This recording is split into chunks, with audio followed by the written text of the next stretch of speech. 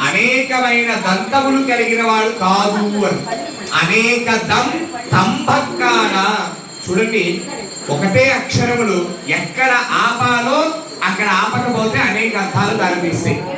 మన సంసార జీవితంలో కూడా ఎక్కడి వరకు మోహించాలి, ఎక్కడి వరకు ప్రేమించాలి, ఎక్కడి వరకు ఎవరి కొరకు సమయాన్ని వెచ్చించాలో తెలియకపోతే ఆ జీవిత అర్థాలన్నీ మారిపోతాయి.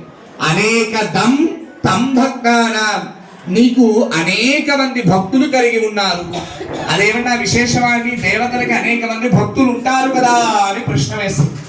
కానీ కాదట.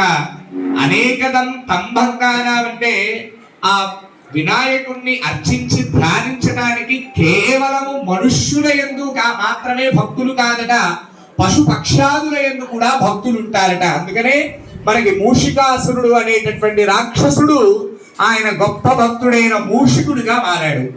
ఎందుకు అంటే ఆయన యొక్క గుణగణాలను ఆకర్షింపబడి. అందుకని అటువంటి గణపతిని ఏకదంతం, ఒకే దంతము కలిగిన గణపతి. ఎందుకండి?